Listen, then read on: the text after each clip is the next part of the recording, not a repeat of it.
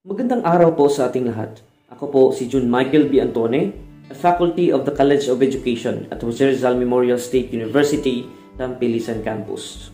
And welcome po sa ating second episode of our program entitled Stop Cyberbullying, a JRMCUTC campaign against cyberbullying. This is a program of the Bachelor of Secondary Education major in Social Studies or Araling Panlipunan dito po sa ating campus.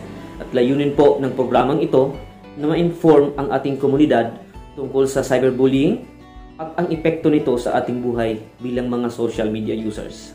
Sa ating unang episode ay pinag-usapan po natin ang nature ng cyberbullying at paano nga ba ito nangyari sa ating buhay bilang mga social media users.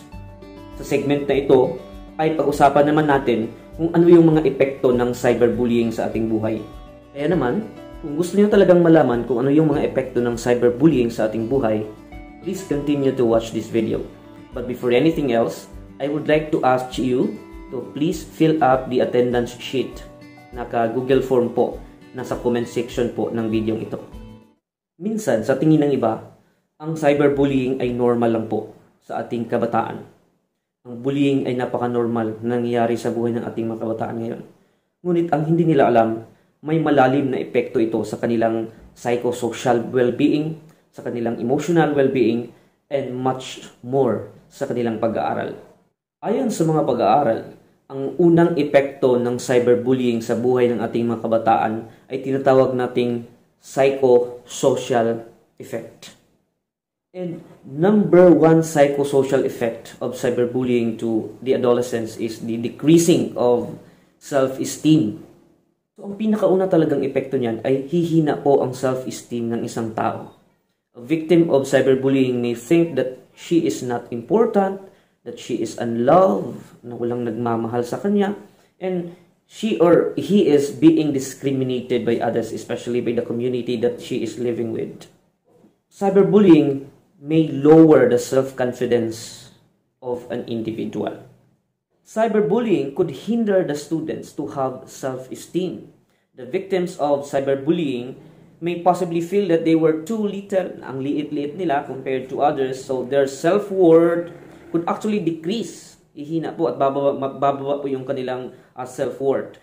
And they would think that they would feel of being ashamed, and they will start to feel that shame and doubt of their own self and identity. Ayon sa pag-aaral, cyberbullying is one of the reasons kung bakit marami tayong mga kabataan ngayon na walang kumpiyansa sa kanilang mga sarili.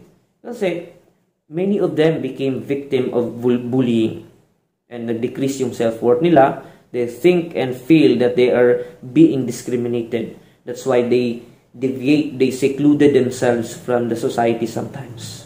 And because of too much bullying and discrimination, sometimes these victims actually nawalan talaga sila ng tiwala sa kanilang mga sarili. Nawalan na sila ng kumpiyansa sa kanilang mga sarili.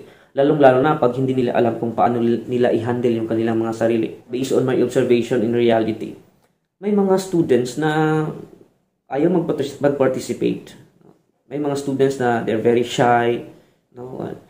The very reason is that they are afraid. No? Takot sila. They are afraid to show themselves.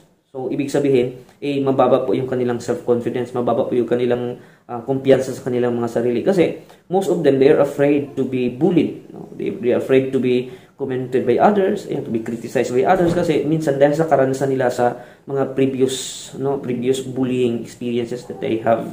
At ito yung epekto ng bullying sa buhay ng ating mga kabataan. Another effect is that when students are being bullied or cyberbullied, they refuse to go to school or they avoid socialization. So, isolation is the most common psychological effect of cyberbullying.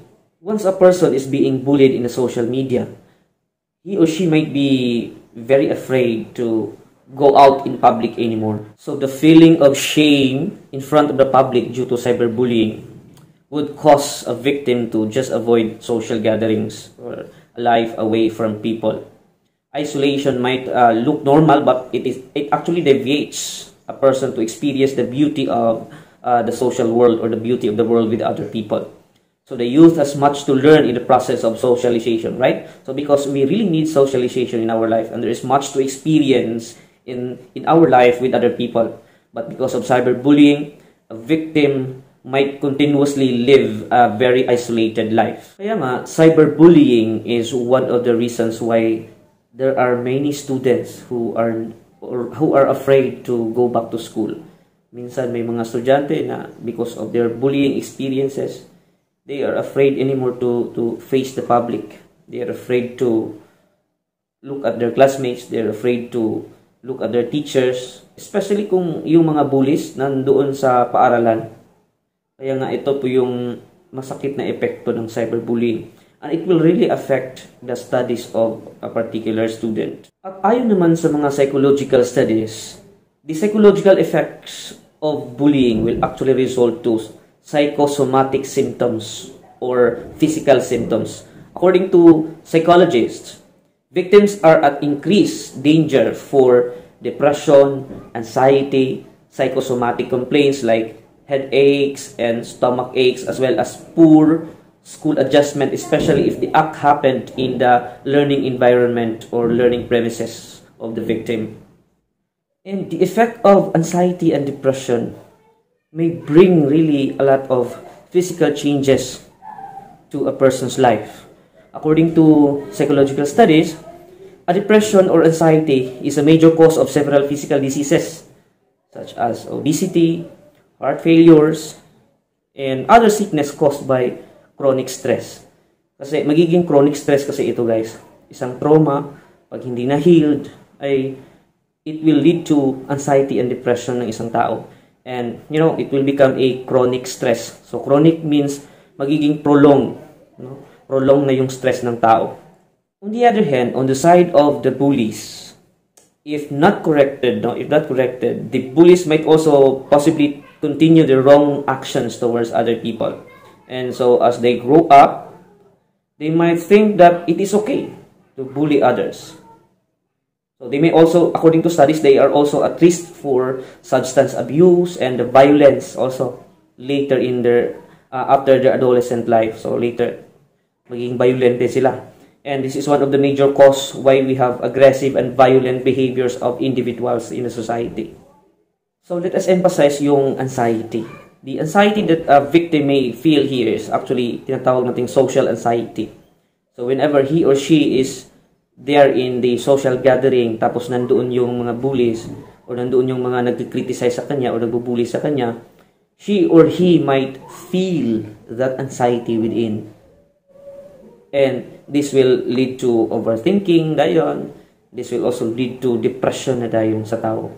So, ang ending minsan, nagpa-panic attack na yung victim. No? Dahil sa chronic stress, ayan, nagpa-panic attack na, and it will now lead to a depression. And pag na-depress na yung tao, it will affect his or her physical health. Kasi hindi na kumakain ng maayos, hindi na natutulog ng maayos. Kasi isa sa problema ng tao pag nagka-anxiety and pagka nagka-depression is that he or she will have a problem of sleep, or he or she will have a sleeping problem. Then naanay mga emotional problems, maglisod na og control dayon sa mga emotions, and much more sa iyahang it will affect to his or her social life. Kay magsugod naman siya og kining isolate himself or herself from the social life. So kung ang bullying happened in Facebook, so a person might deactivate his or her account on Facebook. So sayang no kay daghang kay tag maayo nga makita niya sa Facebook, malingaw ta sa Facebook, but because of this cyberbullying happens usually, no, pinaka-common talaga sa Facebook, so a person will isolate his or her Facebook account because of this bullying. Then this one of the serious effects of cyberbullying is suicide. Silang suicide. Okay. So in the past decades, numerous cyberbullying cases ended up in suicide. According to the Centers for Disease Control and Prevention, in 2015, suicide is the third leading cause of death among adolescents, with an estimation of 4,400 every year. So the CDC research recorded that there are at least 100 suicide attempts for every suicide among the youth. More than 14% of high school students have considered suicide, and nearly 7% have attempted suicide due to bullying. Napakasakit tingnan yung mga datos na ito. And we don't want that this will happen in our community. Ayaw natin itong mangyari dito sa ating komunidad na may isang tao na nag-suicide dahil lamang sa bullying. And that is why we are making this information drive to our community. So let me cite some of the cases of suicide because of cyberbullying. One of the cases here was the case of Megan Mayer. Her friend, whom she met in MySpace, and other classmates in school bullied Megan. Eventually, cyberbullying weakens Megan's self-esteem, which contributed grievous factor to her depression. So nagkakaroon siya ng depression. It was actually her depression that killed her life, but this could have not happened if she was not a victim of cyberbullying. This case has left a serious message that cyberbullying has to be stopped before it could take another life. Because of depression due to cyberbullying, it was about 20 minutes after Megan went to her room after leaving the computer that the mother found her had engaged herself in her bedroom and in her closet. Nagpakamatay siya because of cyberbullying. She was bullied online. Another case was also the suicide of Jessica Logan in 2008. Yung kay Megan Mayer, it was in 2006. In 2008, and the case of Hope Witzel also in 2009. According to the University of Alabama in 2008, Jessica Logan was an 18-year-old Sycamore High School senior who sent naked photo of herself to her boyfriend. But the Inquirer reported that the photo was sent to hundreds of teenagers. So na-spread yung photo niya in at least 7 high schools in their places. So, grabe yung nangyari, guys. There was a spreading of her naked photo. Kaya nga, be careful tayo sa mga ganyan, yung mga naked photos. When somebody is asking us with this, mga hubad na mga photos, ayan, huwag nyo talagang ibigay ang mga ganyan, yung mga private information, yung mga private photos. Anyway, we'll have a video on how to combat cyberbullying. So, the cyberbullying continued throughout in Facebook, yung case ni Jessica Logan, and in MySpace and in text messages. And because of the incident, Jessica hanged herself after attending the funeral of another boy who had also committed suicide. So, muna siya. Gihang niya iyang kaugaling yung nag-suicide siya because of that incident. So, likewise, in 2009 also, a 13-year-old boy named Hope Sitwell hung himself after he was hated and sexually harassed by a lot of people online. That's why kanang bitong pang-share na to og mga kuan, kanang mapang-share na to og mga skandal sa sagaran dayon labi na og mga walay permission sa kaning mga persons being concerned. Kuna luoy ba kaning mga tawo nga inana patakara ta og share sa social media, nang gining Bisayo kay usually mo gyud makita na ko sa Facebook. Ay mga posts nga without the permission of the owner, ay mga shared posts nga without the permission of the owner, mga photos, mga leak videos nga it leads to cyberbullying, na bullying din sa mga tao. Daghan nag-comment ang mga Pilipinos, labi na karon nga pertir bang daghan na kayong mga marites din sa tuang komunidad, sa tuang diri sa tuang Pilipinas. Then there was another terrible case in 2012. This was the case of Amanda. Iyang kaugalingon. He hung herself in her home on October 10, 2012. In her case, there was a stranger who asked her naked breasts on camera, and later the stranger utilized the photo to blackmail her. And the picture began flowing on the internet, including the Facebook profile that used the topless picture as the profile. So this was actually reported on ABC News. The case has left a painful lesson that we should never fully trust a stranger online. Dili ito dapat mo trust o mga stranger online. Dabi na no, ikuan lang yun ako, message lang ako sa mga babae. No, I would never trust a stranger online. Yung naipat ka og chat nimo, then wala ka makaila, ayaw jud. Labi na og mangayo na din og ginana mga naked photos unsa pa mga private life na to, ayaw jud. Okay? This case was an example of masquerading, wherein a bully created a fake identity and harassed the victim. So, in addition to creating a fake identity, the bully also impersonated someone else to send malicious messages to the victim. So, nagiging blackmail na din siya. No? Nagiging blackmail na din siya.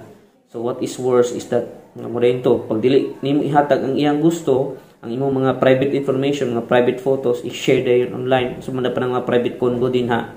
And this will trigger cyberbullying. Mabully na rin tong tao concerned. In the Philippines, in the year 2017, there was a case of a name, Eric Hain de Mafeles case in the Philippines. It was really tragic, no? Eric ended his own life because he was accused in the social media, particularly on Facebook, that he has stolen his classmate's tablet. Then there was also some claim that Eric's mother, that he was shamed during the flag ceremony. No, according to Eric's mother, nag-shame daw siya sa flag ceremony related to the circulations of the accusations online. So due to the incident, Eric ended his life as stated by the investigation of the police. So, cyberbullying na. Normal lang. Normal lang nang usahin ng atong mga comments sa Facebook, atong mga remarks sa Facebook, pataka-tag spread, mga fake news, mga false accusations sa Facebook. Pwede betang kasuhan na og libel, mga pampanirang puri. So, ayan, at the outset, what is worse is because of cyberbullying. Ang pinaka-worst ng effect of cyberbullying is a person may end his or her life because of these incidents. Lastly, the effect of cyberbullying to our studies. So, alam naman natin yun, no, na cyberbullying may lead to anxiety and depression. So, when a person becomes a victim of cyberbullying, the feeling of anxiety and depression, actually, ito yung mag-disturb sa pag-aaral ng isang estudyante. In 2019, there was a study of the University of Buffalo. They found that teens who were cyberbullied were also more likely to suffer from poor sleep and depression. So, mahihirapan sa yung biktima sa pagtulog, yan, magkaka-depress. So, the student's feeling of uneasiness on things can distract one's studies. So, ma-distract, siyempre, sa may dili ma-distract ka nang wala kitang tulog, sige lang kag-overthink, sige lang ka-trauma, no? Sige lang ka-anxious or worried.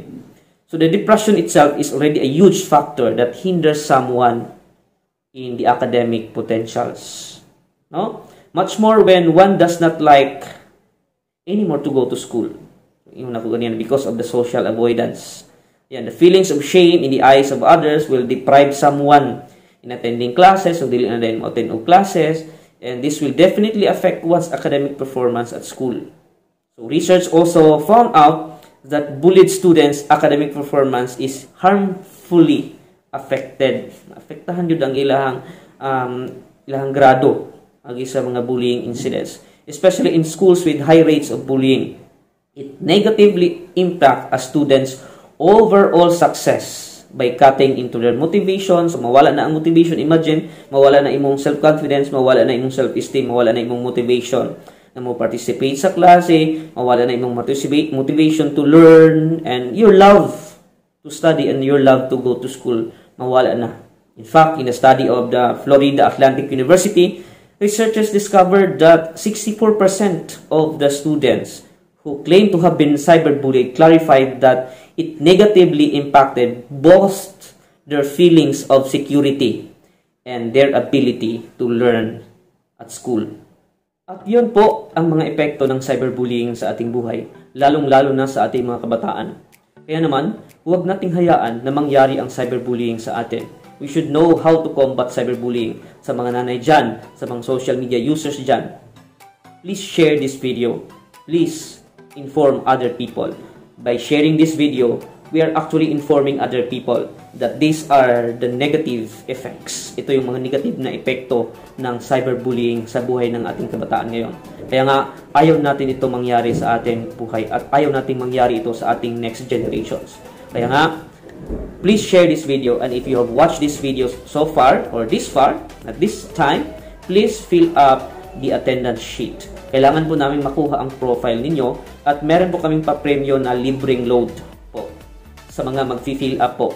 So please fill up the Google form, the attendance Google form. Nandoon po nakalagay po sa ating comment section in this video. And don't forget also to share this video to your friends, your family, para ma-inform din po sila. At sa mga ginagawa nyo yan, sa ginagawa natin dyan, we are helping one another to stop cyberbullying in our community. At ito lang po, see you sa next episode po natin. Sa next episode po natin ay pag-usapan po natin yung mga crimes that are related to cyberbullying. Pag-usapan po natin yung mga legal perspectives on cyberbullying and much more. Pag-usapan po natin how to combat cyberbullying in our life. At yan lamang po, this is Sir June Michael B. Antone from JRMSU Tampilisan Campus College of Education. Mabuhay!